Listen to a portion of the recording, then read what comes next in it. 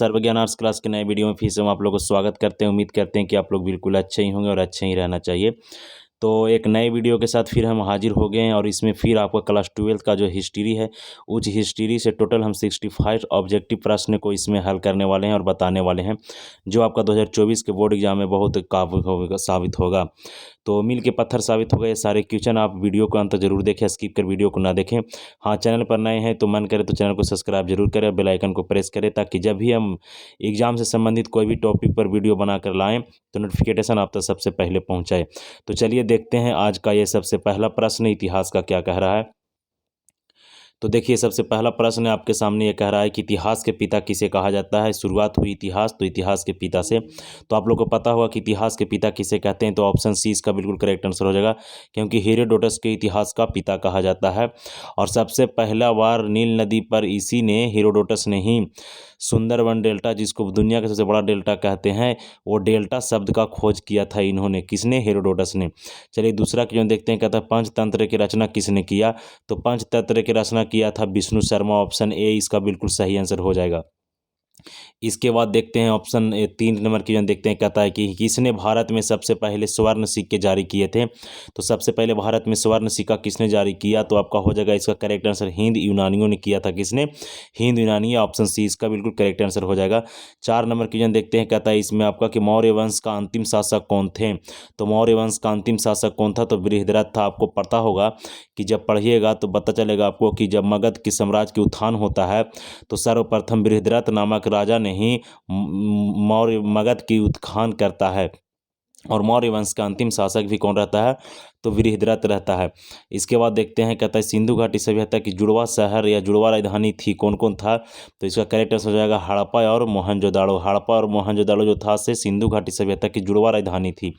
इसके बाद 5 number clear हो गया। 6 नंबर क्वेश्चन कहता है इसमें कि अर्थशास्त्र की रचना कैवीं शताब्दी में हुई या कब हुई। तो अर्थशास्त्र की रचना हुआ था 3री शताब्दी में। कैवीं? 3री शताब्दी। और अर्थशास्त्र की रचना किए थे चाणक्य, कौटिल्य या विष्णुगुप्त। तीनों एक ही व्यक्ति का नाम है। 7 नंबर क्वेश्चन कहता है इसमें कि अंगुत्तर निकाय के अनुसार महाजनपदों की संख्या कितनी थी। तो महाजनपदों की कुल संख्या 16 और सबसे बड़ा महाजनपद था मगध, और मगध की राजधानी था राजगिरी। इसके बाद 8 नंबर क्वेश्चन कहता है कि लोथल किस नदी के किनारे स्थित है। तो लोथल किस नदी के किनारे स्थित है। तो लोथल जो था सो भोगवा नदी के किनारे स्थित था, और यह गुजरात में और यह सिंधु घाटी सभ्यता का एक व्यापारिक केंद्र या बंदरगाह भी था। 9 नंबर क्वेश्चन देखते हैं। कहता है इसमें कि मौर्य वंश यानी चंद्रगुप्त मौर्य के शासनकाल क्या है। तो चंद्रगुप्त मौर्य के शासनकाल आपका 323 ईसा पूर्व से लेकर 298 ईसा पूर्व तक। मौर्य वंश के संस्थापक चंद्रगुप्त मौर्य था, और चंद्रगुप्त मौर्य के बेटा जो था बिंदुसार, बिंदुसार का बेटा अशोक था, जो मौर्य वंश का सबसे ताकतवर शासक था। चलिए इसके बाद देखते हैं नेक्स्ट क्वेश्चन। 10 नंबर क्वेश्चन आपसे पूछा जा रहा है कि नवरत्न किस शासक के दरबार में रहता था। तो नवरत्न रहता था आपका चंद्रगुप्त द्वितीय के शासनकाल में। चंद्रगुप्त द्वितीय को विक्रमादित्य भी कहते हैं, और चंद्रगुप्त द्वितीय जो है वह गुप्त वंश के शासक था। इसके साथ नवरत्न किस के दरबार में रहते थे। तो एक क्वेश्चन और आता है जो मॉडर्न मेडिवल हिस्ट्री से आपको देखने के लिए मिलेगा, जिसका आंसर होगा आपका अकबर, क्योंकि अकबर के दरबार में भी नवरत्न रहा करते थे। इसके बाद देखते हैं 11 नंबर क्वेश्चन कहता है आपका कि धर्म की शुरुआत किसने किया। तो धर्म की शुरुआत किसने किया था, तो अशोक ने किया था, क्योंकि अशोक जो था सो वह बौद्ध धर्म को अपना लिया था कलिंग युद्ध के बाद। और कलिंग युद्ध 261 ईसा पूर्व में लड़ा गया था। कलिंग की राजधानी तोसली वर्तमान में वह उड़ीसा राज्य में स्थित है, और अशोक जो था से चंद्रगुप्त मौर्य का पोता था। इसके बाद 12 नंबर क्वेश्चन कहता है कि अभिमन्यु किसका पुत्र था। तो अभिमन्यु किसका पुत्र हो जाएगा, तो इसका सही और करेक्ट आंसर हो जाएगा अर्जुन का अभिमन्यु पुत्र था। अभिमन्यु किसका पुत्र था, तो अर्जुन का पुत्र था। चलिए इसके बाद देखते हैं 13 नंबर क्वेश्चन कहता है इसमें कि गोत्र के अंदर विवाह करना कौन सा विवाह कहलाता है। तो गोत्र के अंदर विवाह करेगा तो वह क्या कहलाएगा, तो कहलाएगा वह अंता विवाह। कौन सा? अंता विवाह, यानी गोत्र में गोत्र से, यानी अपने जाति में अपने जाति से करेंगे तो अंता विवाह कहलाएगा। 14 नंबर प्रश्न पूछा जा रहा है आपसे कि प्रथम विश्व युद्ध कब तक चला। तो प्रथम विश्व युद्ध कब से कब तक चला। तो इसका सही आंसर हो जाएगा आपका 1914 ईस्वी से लेकर 1918 ईस्वी तक। 1 सितंबर 1914 को शुरू हुआ था। इसके बाद कहता है आपका कि 15 नंबर क्वेश्चन कहता है अभिज्ञान शकुंतलम के लेखक कौन है। तो अभिज्ञान शकुंतलम के लेखक है आपका कालिदास। कालिदास के द्वारा बहुत सारे पुस्तक रचा गया है, जैसे अग्निमित्रम, अभिज्ञान शकुंतलम, रघुवंशम, ये सब कालिदास के पुस्तक हैं। 16 नंबर प्रश्न कह रहा है आपका कि मीराबाई की दीक्षा गुरु कौन थे। तो मीराबाई के दीक्षा गुरु रैदास थे। ऑप्शन बी इसका बिल्कुल करेक्ट आंसर हो जाएगा।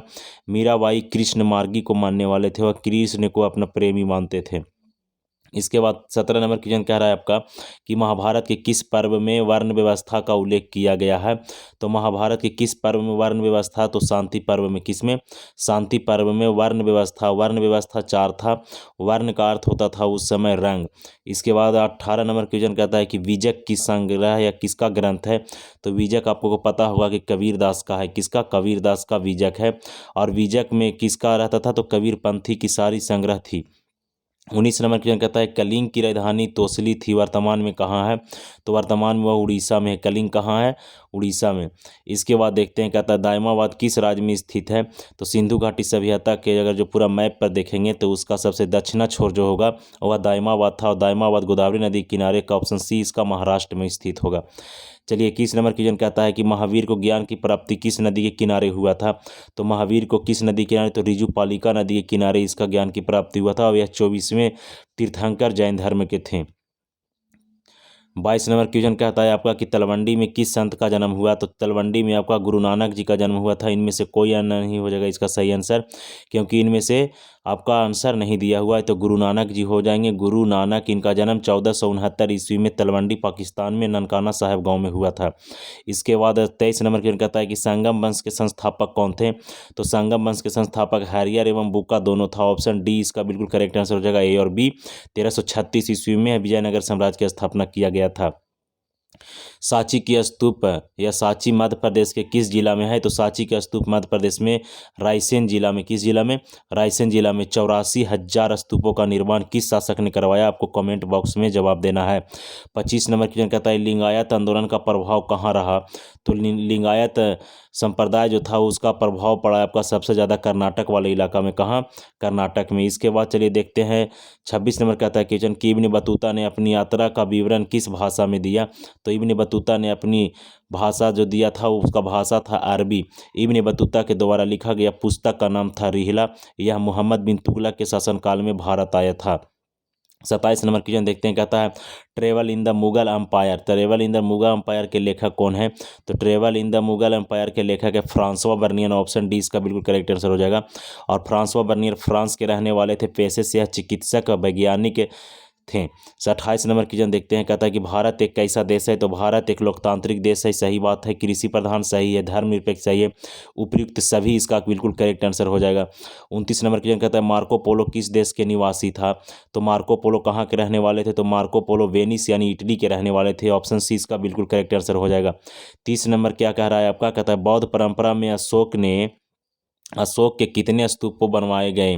बौद्ध परंपरा के अनुसार अशोक ने कितने स्तूप बनाए। तो 84,000 स्तूपों का निर्माण करवाया था अशोक ने। ऑप्शन बी इसका बिल्कुल करेक्ट आंसर हो जाएगा। 31 नंबर क्वेश्चन कहता है इब्न बतूता कितने वर्ष तक भारत में रहा। तो इब्न बतूता 12 वर्षों तक भारत में रहा था। कितने वर्ष तक? 12 वर्षों तक भारत में रहा। इसके बाद देखते हैं कहता है सलीम चिश्ती का दरगाह कहाँ है। तो सलीम चिश्ती का दरगाह अजमेर है। कहाँ है? अजमेर हो जाएगा इसका बिल्कुल करेक्ट आंसर। इसके बाद देखते हैं 33 नंबर क्वेश्चन कहता है विजयनगर का यात्रा करने वाले अब्दुल रज्जाक कहाँ का रहने वाला था। तो इसका करेक्ट आंसर हो जाएगा अब्दुल रज्जाक जो विजयनगर की यात्रा किया। ऑप्शन ए इसका बिल्कुल करेक्ट आंसर हो जाएगा ईरान। और ईरान की राजधानी कहाँ है आपको कमेंट बॉक्स में देना है जवाब। चलिए 34 नंबर क्वेश्चन देखते हैं कहता है कबीर किसके शिष्य थे। तो कबीर किसके शिष्य हो जाएंगे। तो इसका बिल्कुल सही आंसर हो जाएगा कबीर जो थे से किसका शिष्य थे। तो रामानंद के शिष्य थे। किसका? रामानंद के शिष्य थे, सॉरी रामानुज के शिष्य थे। इसका बिल्कुल करेक्ट आंसर हो जाएगा। विजयनगर से संबंधित वंश हैं। तो विजयनगर से संबंधित संगम वंश सही है, सुलू वंश सही है, तुलु वंश सही है। तो इनमें से सभी इसका बिल्कुल करेक्ट आंसर हो जाएगा। और तुलु वंश के संस्थापक थे कृष्णदेवराय, और इन्होंने ही मगध यानी विजयनगर साम्राज्य के सबसे ताकतवर शासक के रूप में जाना जाता है। इनके द्वारा लिखा गया पुस्तक था जिसका नाम था आमुद मल्यद। चलिए 36 नंबर क्वेश्चन देखते हैं। 36 नंबर क्वेश्चन कहता है कि शेख मोइनुद्दीन चिश्ती का दरगाह कहाँ है, तो शेख मोइनुद्दीन चिश्ती का दरगाह है आपका मिल जाएगा कहाँ, तो ये राजस्थान अजमेर में हो जाएगा। चलिए इसके बाद देखते हैं 37 नंबर प्रश्न कहता है कि भारत में भक्ति आंदोलन का शुरुआत किस संत ने किया, तो भारत में भक्ति आंदोलन का शुरुआत किस संत ने किया था, तो इसका बिल्कुल और सही और करेक्ट आंसर शंकराचार्य ने किया था। किसने? शंकराचार्य ने। इसके बाद देखते हैं कहता है तालीकोटा का युद्ध कब हुआ, तो तालीकोटा का युद्ध आपका 1565 ईस्वी में किया गया था। 39 नंबर क्वेश्चन देखते हैं कहता है विजयनगर की राजधानी कहाँ थी, तो विजयनगर की राजधानी थी आपका हम्पी, और हम्पी कहाँ है? कर्नाटक में। इसके बाद देखते हैं 40 नंबर कहता है किस ग्रंथ में बाबर से लेकर अकबर के काल तक का इतिहास मिलता है, तो किस ग्रंथ में मिलता है, तो इसका सही आंसर क्या हो जाएगा, तो इसका बिल्कुल और करेक्ट आंसर हो जाएगा किताबुल हिंद में मिलता है। किसमें? किताबुल हिंद में। इसके बाद देखते हैं जीतल क्या था, तो जीतल एक सिक्का था। जीतल एक क्या था, तो जीतल एक सिक्का था जो किस चीज़ का बना होता था, तो चांदी का बना होता था। इसका बिल्कुल करेक्ट आंसर हो जाएगा ऑप्शन बी। इसके बाद देखिए 42 नंबर कहता है कि जजिया किससे लिया जाता था, तो जजिया लिया जाता था जिमियों से। जिमियों का मतलब गैर मुसलमानों से। इसके बाद देखिए पानीपत के प्रथम लड़ाई कब हुआ, तो पानीपत की प्रथम लड़ाई हुआ था 1526 ईस्वी में। मुगल वंश के संस्थापक बाबर, मुगल वंश के संस्थापक बाबर और प्लस लोदी वंश के अंतिम शासक इब्राहिम लोदी के बीच हुआ था। इसमें इब्राहिम लोदी बुरी तरह हार गया। इसके बाद देखते हैं 44 नंबर प्रश्न कहता है कि वेदांतों की कुल संख्या कितनी है, तो वेदांतों की कुल संख्या 6 है, जबकि वेदों की संख्या 4 है। सामवेद, यजुर्वेद, अथर्ववेद और ऋग्वेद। सबसे प्राचीन वेद पूछा जाएगा तो आपका सबसे प्राचीन वेद हो जाएगा ऋग्वेद। 45 नंबर प्रश्न कह रहा है बिंदुसार किस संप्रदाय को मानने वाला था, तो बिंदुसार जो था सो आजीवक संप्रदाय के मानने वाला था, और बिंदुसार मौर्य वंश के शासक था, चंद्रगुप्त मौर्य के बेटा था। बिंदुसार आजीवक संप्रदाय के संस्थापक थे मखली गोसाल। इसके बाद देखते हैं कि इस अगला 46 नंबर प्रश्न कहता है चौथी बौद्ध संगीति के समय उपाध्याय कौन थे, तो चौथी बौद्ध संगीति के समय जो उपाध्याय थे वह अश्वघोष थे, और चौथी बौद्ध संगीति कनिष्क के शासनकाल में हुआ था। प्रथम शताब्दी में यह जम्मू कश्मीर में आयोजित किया गया था। 47 नंबर क्वेश्चन कहता है गदर पार्टी की स्थापना किसने किया, तो गदर पार्टी की स्थापना लाला हरदयाल ने किया। अमेरिका के सैन फ्रांसिस्को में किया था, और 1913 ईस्वी में इसका स्थापना किया गया। चलिए इसके बाद देखते हैं कहता है तंबाकू के सेवन सर्वप्रथम किस शासक ने किया, तो तंबाकू का सर्वप्रथम जो सेवन किया था वह अकबर किया था। किसने? अकबर। और मुगल वंश का वास्तविक संस्थापक कौन है, तो अकबर को माना जाता है, जबकि मुगल वंश के संस्थापक बाबर को माना जाता है। इसके बाद देखते हैं 49 नंबर प्रश्न कहता है दीन ए इलाही की शुरुआत किसने किया, तो दीन ए इलाही का शुरुआत अकबर ने किया था, और इसका शुरुआत 1582 ईस्वी में किया गया था अकबर के द्वारा, आपको याद रखना है। चलिए 50 नंबर क्या देता है मेकअप का सामग्री किस जगह से मिला, सिंधु घाटी के किस जगह से मेकअप का सामग्री मिला था, तो चनहुदरो से मिला था। कहाँ से? चनहुदरो से मिला था। ऑप्शन ए बिल्कुल इसका करेक्ट आंसर हो जाएगा। अस्थाई बंदोबस्त किसने लगाया था, तो अस्थाई बंदोबस्त कॉर्नवालिस ने लगाया था। पूरा इसका नाम होगा लॉर्ड कॉर्नवालिस ने लगाया था। इसके बाद देखते हैं फ्रांसीसी क्रांति कब हुआ, तो फ्रांसीसी क्रांति हुआ था आपका 1789 ईस्वी में। कैप ऑप्शन सी इसका बिल्कुल सही आंसर हो जाएगा। 53 नंबर क्वेश्चन कहता है गुलबदन बेगम ने किसके आग्रह पर हुमायूंनामा लिखा, तो गुलबदन बेगम ने किसके आग्रह पर लिखा था, तो अबुल फजल के आग्रह पर लिखा था। किसके? अबुल फजल के, सॉरी अकबर के अथी पर लिखा था। चलिए इसके बाद देखते हैं 54 नंबर प्रश्न कहता है संथाल विद्रोह कब हुआ, तो संथाल विद्रोह कब हुआ, तो ये हुआ था 1955 में, 1956 में। ये दोनों डेट आपको देखने के लिए मिलेगा 1855 से 1856 ईस्वी में, लेकिन आंसर मानना है आपको 1856 ईस्वी, ऑप्शन है। इसके बाद 55 नंबर क्वेश्चन कहता है ईस्ट इंडिया कंपनी की स्थापना कब किया गया, तो ईस्ट इंडिया कंपनी की स्थापना 1600 ईस्वी में किया गया था। 56 नंबर प्रश्न कहता है कि 1857 क्रांति के समय गवर्नर जनरल कौन था, तो 1857 क्रांति के समय जो भारत का गवर्नर जनरल था वह लॉर्ड कैनिंग था, और इसी समय लॉर्ड कैनिंग जो वायसराय बन गया। इसके बाद देखते हैं कहता है कि 57 नंबर प्रश्न कहता है कि 1857 क्रांति को किसने राष्ट्रीय द्रोह कहा, तो कार्ल मार्क्स ने भी कहा था, और डिजराइली ने भी कहा था। तो आपका सही आंसर हो जाएगा कार्ल मार्क्स, टिक करना है। इसके बाद देखिए सर्वे ऑफ इंडिया का स्थापना कब किया गया, तो सर्वे ऑफ इंडिया का स्थापना 1784 ईस्वी में किया गया था। इसके बाद देखते हैं नेक्स्ट प्रश्न कहता है रानी लक्ष्मीबाई किस नाम से जाना जाता है, तो रानी लक्ष्मीबाई मणिकर्णिका बिल्कुल सही है। छबीली ये भी सही है। इसके बाद मनु ये भी सही है। उपयुक्त इनमें से सभी हो जाएगा। चलिए 60 नंबर प्रश्न कहता है महात्मा गांधी के बचपन का नाम क्या था। इंपॉर्टेंट और ऑब्जेक्टिव प्रश्न है। तो महात्मा गांधी का नाम था मोनिया। ऑप्शन बी इसका बिल्कुल सही आंसर हो जाएगा। महात्मा गांधी का हो गया। इसके बाद 61 नंबर प्रश्न कहता है दो राष्ट्र सिद्धांत का प्रतिपादन किसने किया। तो दो राष्ट्र सिद्धांत का प्रतिपादन थे मोहम्मद अली जीना। मोहम्मद अली जीना को कायदे आजम के नाम से भी जाना जाता है। इसके बाद देखते हैं 62 नंबर प्रश्न कहता है आपका 1947 में ब्रिटेन का प्रधानमंत्री कौन था। तो 1947 में ब्रिटेन का प्रधानमंत्री था क्लेमेंट इटली थे। इसके बाद 63 नंबर प्रश्न कहता है कि मुस्लिम लीग द्वारा मुक्ति दिवस कब मनाया गया। तो मुक्ति दिवस मनाया गया था 22 दिसंबर 1939 ईस्वी को। प्रत्यक्ष कार्रवाई दिवस कब मनाया गया। तो 1946 ईस्वी में मुस्लिम लीग के द्वारा ही मनाया गया था। 64 नंबर प्रश्न इसमें पूछा जा रहा है कि भारत किस वर्ष गणतंत्र हुआ।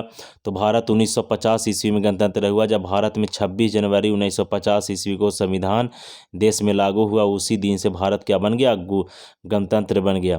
चलिए 65 नंबर प्रश्न है आपका कि महात्मा गांधी की हत्या विनायक राम गोडसे ने कब किया। तो 30 जनवरी 1948 ईस्वी को किया। ऑप्शन डी इसका बिल्कुल करेक्ट आंसर हो जाएगा। तो ये था आपका क्लास 12 हिस्ट्री का 65 महत्वपूर्ण ऑब्जेक्टिव प्रश्न। आई होप वीडियो से आपको कुछ सीखने के लिए मिला होगा। तो वीडियो को लाइक ज़रूर करें। क्या किया होगा, एक लाइक हमें बहुत बड़ा मोटिवेट करता है। चैनल पर नए हैं तो मन करे तो चैनल को सब्सक्राइब करें, दोस्तों में अपने वीडियो को शेयर करें और मेहनत खूब जमकर करें। झंडा आप ही गाड़ेंगे, अपने माता पिता का नाम रोशन करिए। आप हमें दीजिए इजाज़त, तब तक के लिए जय हिंद जय भारत। मिलते हैं किसी नए वीडियो में एक नए जोश के साथ।